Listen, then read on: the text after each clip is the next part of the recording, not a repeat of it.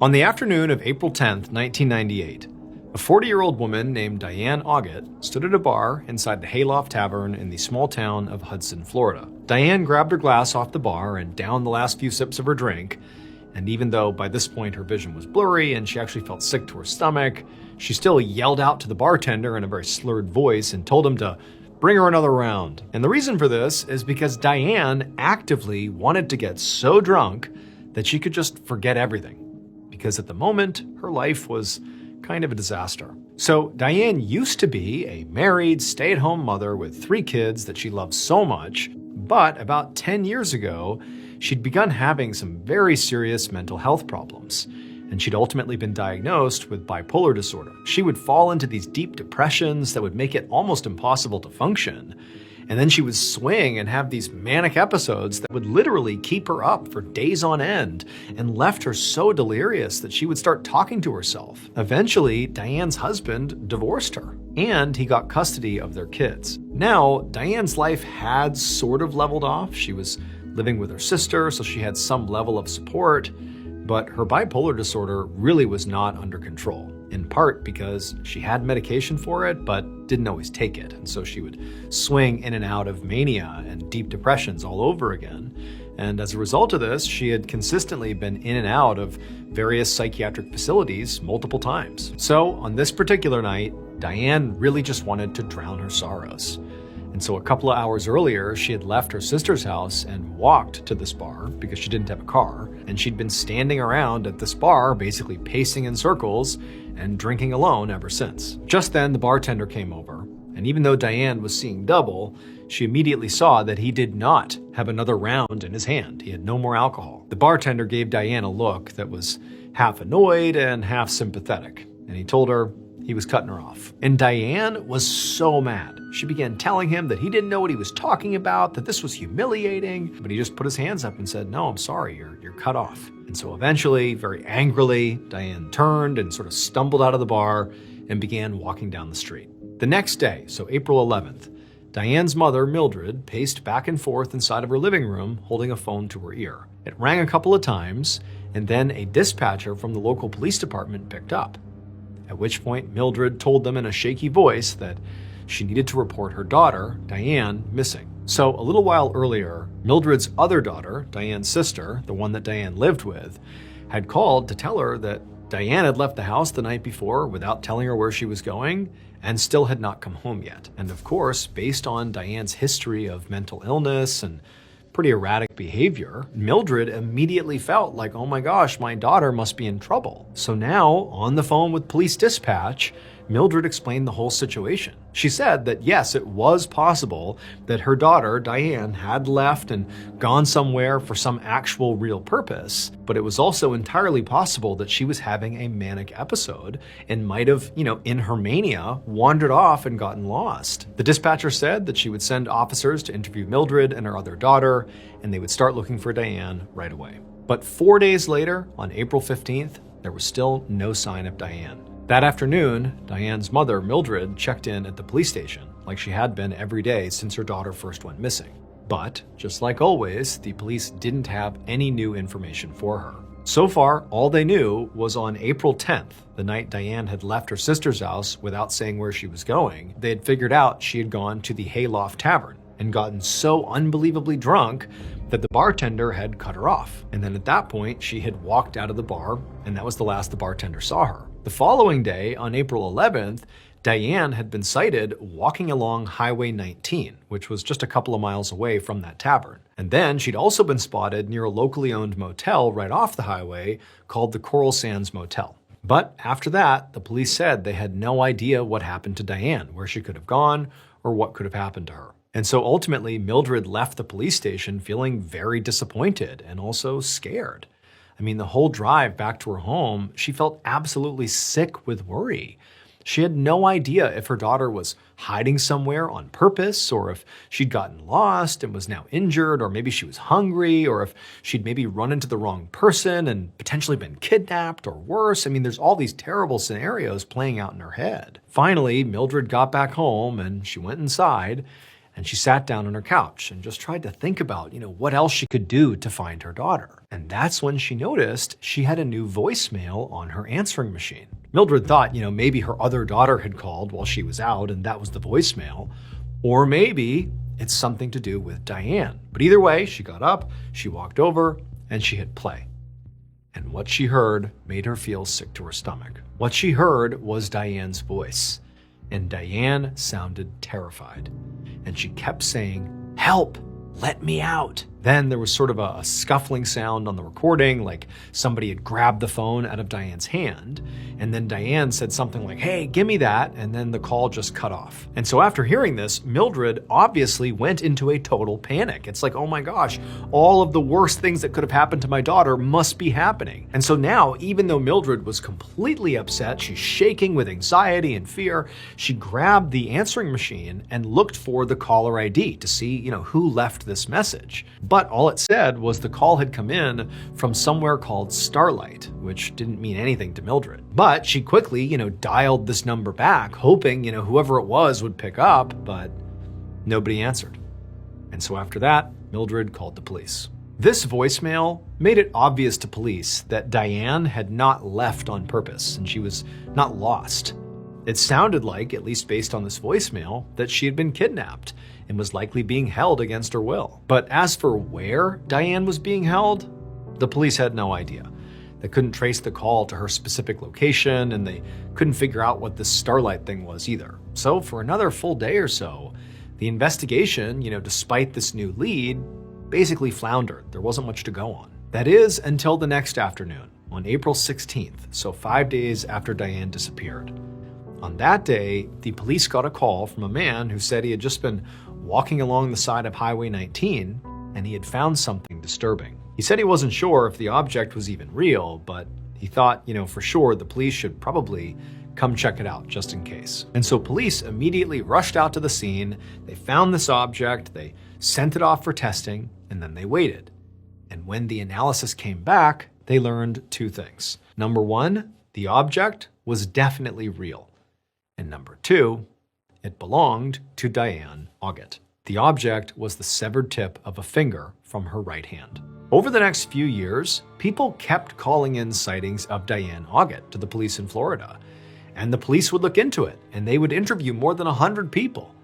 But nothing ever panned out. The police never figured out what Starlight was, which is where that voicemail had originated from that was left on her mother's voicemail. And the police also never determined how or why Diane's finger was cut off. But despite all that, strange clues that definitely were tied to Diane kept turning up in some very strange places. Like, for example, the manager of a convenience store near where Diane lived found a bag of Diane's neatly folded clothing inside of their store's outdoor freezer. And a customer at a different nearby convenience store found a plastic bag full of toiletries, including eyeliner and perfume and lipstick, that was left behind on a countertop.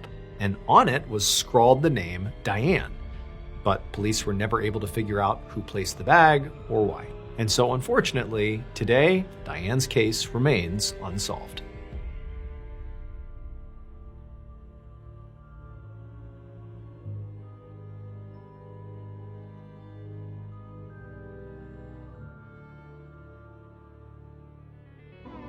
BetterHelp is the paid partner of today's video. Sometimes I think about being a kid, riding in the back seat at night, street lights flashing across the window, no responsibilities, no real fear of the future.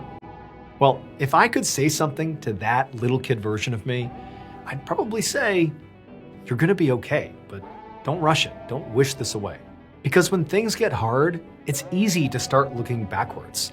Nostalgia is basically a highlight reel. And then you look at your present and it doesn't stand a chance. Here's the thing though, the life you are living right now, you're going to feel nostalgic for this someday. And so if you spend it longing for something that's already gone, you'll miss it twice. If reaching for the past is getting in the way of living now, therapy may help you figure out what you're actually looking for. And it might also help you to start finding more of that in the present. BetterHelp makes starting therapy easier. Take the quiz and get matched with a credentialed therapist quickly, and switch anytime at no extra cost if it's not the right fit. Click the link in the description or go to betterhelp.com/MrBallen and get 10% off your first month of therapy.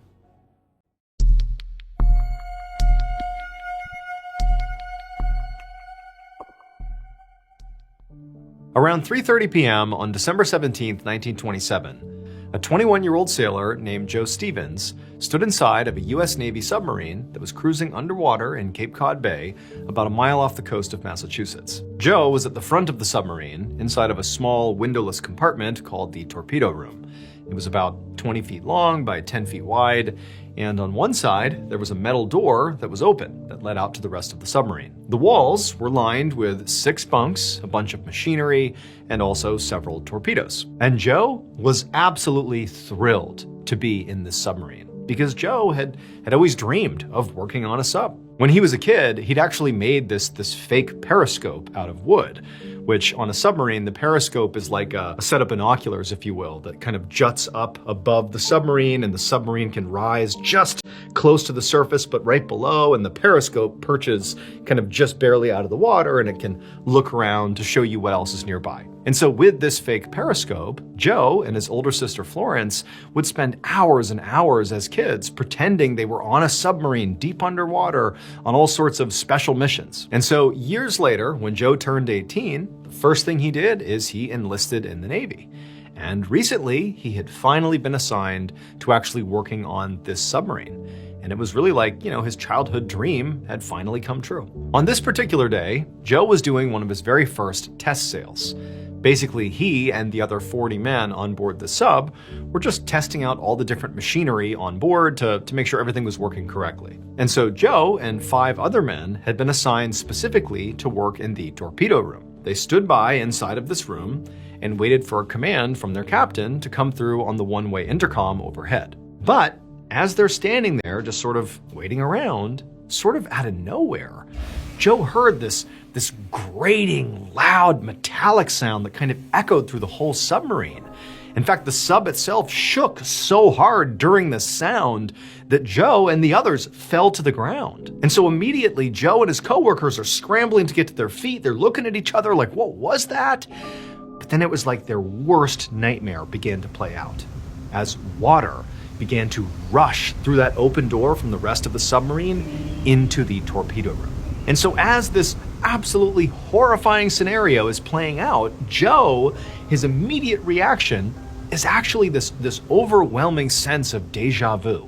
Like, just for a second, he felt like, I've experienced this exact moment before. But before he could actually process this feeling, a couple of his coworkers rushed past him and managed to slam that door that connected the torpedo room to the rest of the submarine. They shut it and they sealed it. And so at this point, Joe has sort of snapped back to reality. He's not thinking about the deja vu thing. He's like, okay, what's going on? I mean, he realized there must have clearly been some kind of accident. I mean, basically everybody thought the same thing. That sound, the grating sound, the shaking in the water, I mean, that screams something has struck the torpedo, something's happened. He expected the captain's voice to come over the intercom, not to talk about the test run they were actually on here, but with orders about what they should do now that there was a real-world emergency playing out. And so for a couple of minutes, Joe and his fellow sailors just kind of sat there in this, sealed-off torpedo room waiting for this announcement. But there was nothing. And then Joe and the others felt a jolt, as if the submarine had just settled at the bottom of the bay. At first, Joe and the 5 other sailors didn't panic. Whatever had happened, they knew clearly it was not good, but they also figured, maybe this was not a total emergency. It was bad, but maybe we can salvage this. After all, they were only about, 1 mile away from the nearest Coast Guard station. And even though Joe and the others inside the torpedo room did not have a way to actually reach out from where they were to the Coast Guard station, or anyone else for that matter, to call for help, they figured that somebody else in the other parts of the submarine would be able to punch out and call to the Coast Guard station and call for help. But the minutes turned into hours, and there was no progress. There was no obvious sign that any sort of rescue was underway. They didn't hear anything over the intercom. They couldn't even hear anything on the other side of the door. They figured by now one of their comrades would have come over and knocked on the door or in some way talked to them. But no, it's just silence. and also the emergency lights inside the torpedo room eventually flickered out. They're very likely on the bottom of the bay in this sealed room in total darkness. They also had no food and no water. That was in the other part of the submarine, but they couldn't open the door without risking more water coming in. So they're just totally trapped. Now, of course, all of that was horrible. For Joe and the others, they knew how dire this situation was. But the scariest part of the whole situation was that they knew there was a finite amount of oxygen inside of this sealed room. And with every breath they took in, they were using up that air supply. And so pretty soon, this tiny metal torpedo room was starting to feel more like an underwater coffin. Joe began fading in and out of sleep. He sort of lost track of time, and he also was starting to lose hope. But then suddenly, Joe heard this loud, metallic clanging sound.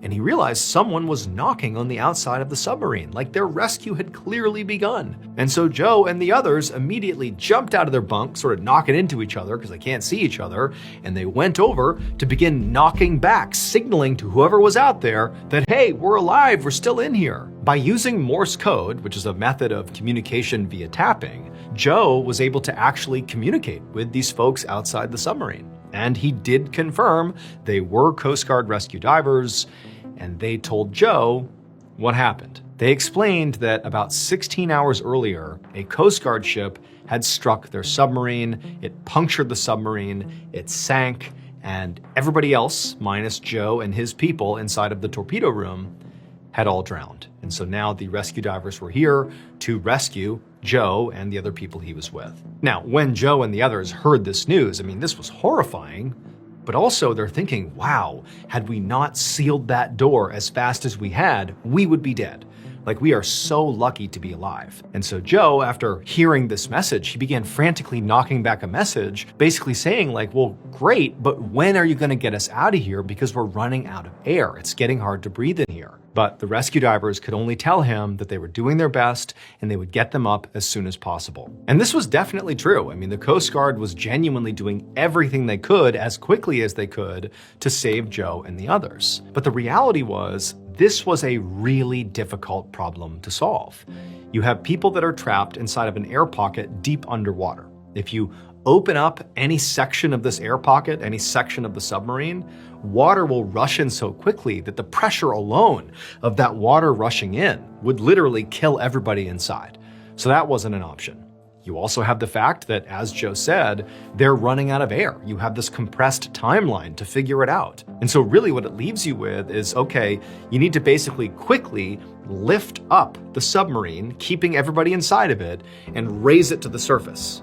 But this is in 1927. This is like a complicated thing to do with modern day technology, let alone 100 years ago. But that was sort of like their best chance, is bring in multiple ships with all these different strange lifts and somehow scoop the submarine and raise it to the surface before everybody inside suffocated. But the problem was, when they actually began organizing all these ships to try to lift up the submarine, there was this huge storm on the surface with really high winds that just battered the area, making it nearly impossible to position the different lifts off these ships. And unfortunately, this storm was going to be raging for days. And so while this catastrophe was playing off the coast of Massachusetts, about 100 miles away in Providence, Rhode Island, Joe's older sister, Florence, opened up a newspaper and read yet another article about the sunken submarine, where she knew her brother was trapped. For the last couple of days, Florence had been absolutely glued to her radio and the newspaper, desperate to hear or read some good news. But every article and every news segment, they said the same thing. The 6 men who were trapped inside the sub were definitely still alive. They were communicating with the divers, but the storm on the surface was still just too intense to rescue them. Florence felt so scared for her brother, and not just because the situation itself was objectively dangerous, but also because she remembered the submarine game that she and Joe used to play when they were little.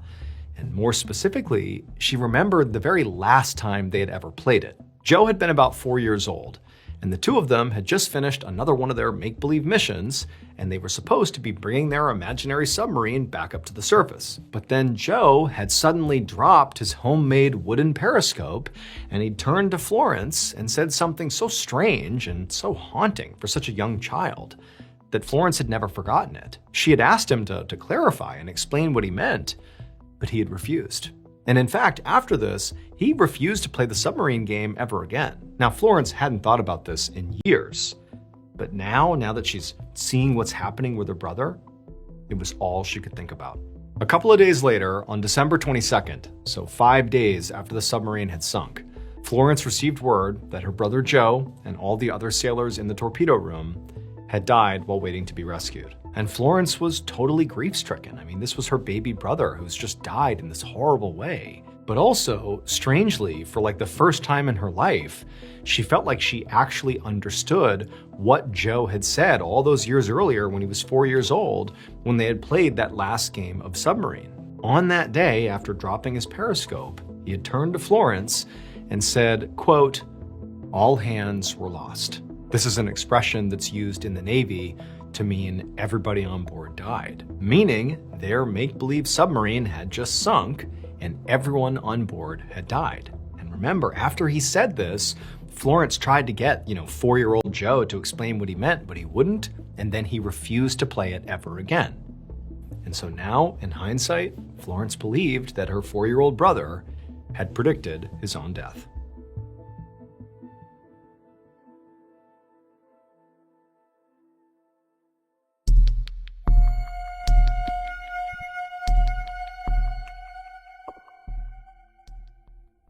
On the evening of April 19th, 1989, a 62-year-old man named Thomas Meehan was sitting in his living room in Pittsburgh, Pennsylvania, watching some TV when his phone rang. Thomas picked up and said hello, and he heard his daughter, Patricia, on the other end. And right away, he could tell by Patricia's voice that she was feeling really down, which actually didn't surprise him. So Patricia was 37 years old, and Thomas knew she'd really been struggling lately. She lived almost 2,000 miles away from Pittsburgh in Bozeman, Montana, where she worked as a ranch hand. Now, she liked her job, mostly because she loved the animals, but she just had a really hard time getting along with people, and so she was sort of lonely. She didn't really have a lot of close friends, and recently she'd been through a breakup, and even though she'd always loved kids, she'd never had any of her own. And so to Thomas, it seemed like his daughter was just going through, basically a midlife crisis. And so as Thomas is listening to his daughter, just kind of, talking about her life generally and just sort of making small talk, he sort of cut through and just said, "Hey, what's going on? Like, how are you doing?" And Patricia, she stopped and then sort of vaguely said that she was just under a lot of stress and that she was thinking about quitting her job and moving away from Bozeman. And she actually asked her dad if he'd be okay with her coming to Pittsburgh and maybe moving back in with him.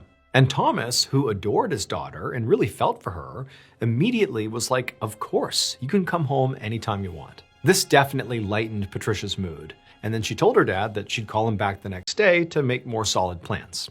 And then she said she loved him and she hung up. But the next day, Thomas did not get a call from Patricia. In fact, he never got another call from his daughter again.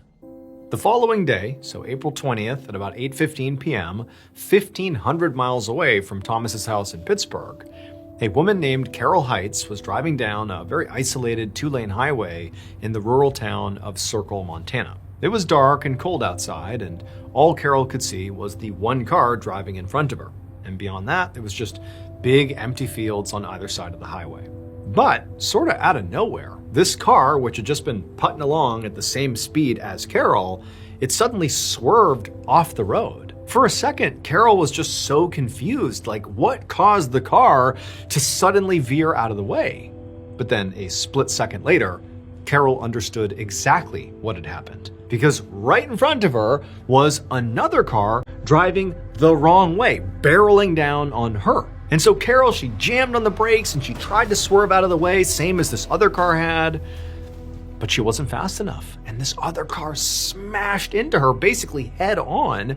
Carol felt her head snap back. There was this loud metallic crunching sound and then blackness. But then just a couple of minutes later, Carol opened her eyes and realized she had survived the crash. I mean, she felt, pain in her neck and her car's a mess. The airbags have deployed. Like, obviously she's been in a serious wreck, but she's alive. And so eventually Carol managed to open up her door and she climbed out, with the intention of actually checking on the other driver because the other car that smashed into her is basically butted up against her and she can't really tell the status of this person. So she gets out and she's going over to see if this person's okay. But before she reached the other car, the other driver also climbed out of their car, and in the light from both cars' headlights, Carol could see that this other person was a middle-aged woman who appeared to have shoulder-length strawberry blonde hair. And this woman, didn't appear to be hurt, at least on the surface.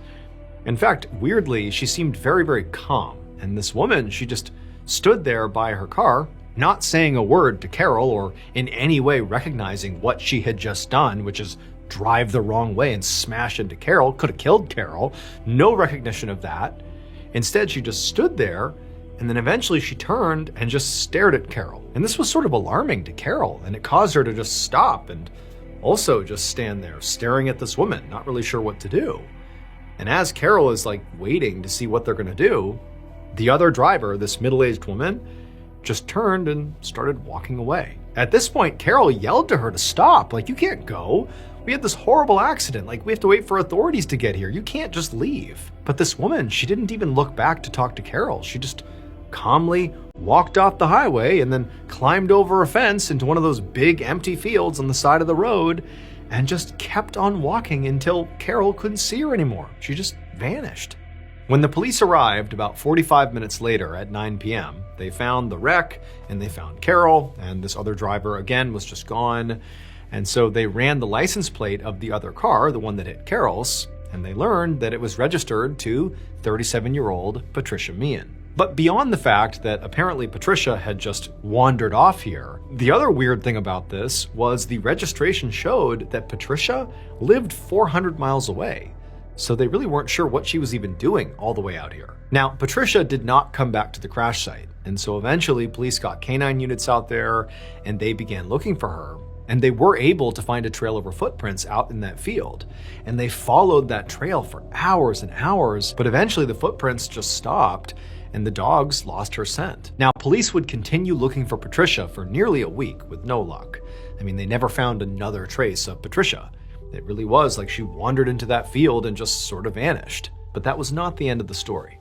Because about 2 weeks later, a totally unrelated police officer was eating at a fast food restaurant in Laverne, Minnesota, which was about 700 miles away from the crash site. Now, even though this officer lived and worked in a completely different state, they'd actually heard about Patricia Meehan's disappearance and seen pictures of her because her case was now national news. So when this officer looked across the restaurant he was in and saw a middle-aged woman with strawberry blonde hair sitting in a booth by herself, silently drinking water and just staring off into space, he immediately recognized her as Patricia. Now, the police officer had no idea if this really was Patricia. He was confident it was, but this just seems so random and so bizarre that she would be here, of all places.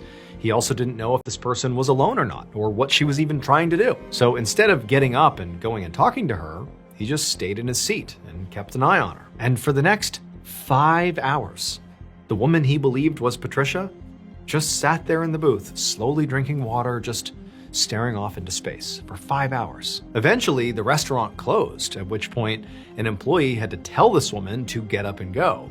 They also told the officer that he too had to leave. And so after the officer and this woman who he thought was Patricia had left this restaurant, the officer kind of hung back and continued watching the woman, and she just went right across the street to a diner. And this time, the officer did not keep his distance. He went inside the diner, and he went right over to where she was sitting at a table, and he sat down next to her, and he just said, "What's your name?" And for a moment, the woman seemed kind of confused why, this random police officer was even sitting with her to begin with. But instead of, challenging the police officer, she just went quiet for a second, and then in a sort of hushed voice, she said that she was from Colorado. But then a moment later, she shook her head and said, "Actually, no, I'm from Israel." And then, before she gave up any more information, like her name or why she was here or anything, she jumped up out of her seat and ran outside. And the police officer was kind of caught off guard by this and was a little bit slow to get up and chase after her. But he ran outside too, and by the time he got out there, she had disappeared. Over the next month or so, The police in charge of Patricia's case received dozens of reports like this from people who believed they saw Patricia at restaurants and truck stops all over America. And the police actually confirmed many of these sightings, meaning they believed that these witnesses really did see Patricia. It was not just some lookalike. And in every case, witnesses reported that this woman, presumably Patricia, refused to speak and was just staring vacantly into space. She didn't seem to know who she was or what she was even doing. But also, in every one of these cases, before anybody could intervene or ask her questions or just help her in some way, Patricia would run off and disappear again. It was like Patricia was a ghost, appearing and disappearing over and over again all over the country. As of today, there have been over 5,000 reported sightings of Patricia Meehan. But still, we do not know where she is. Her case still today is open and unsolved.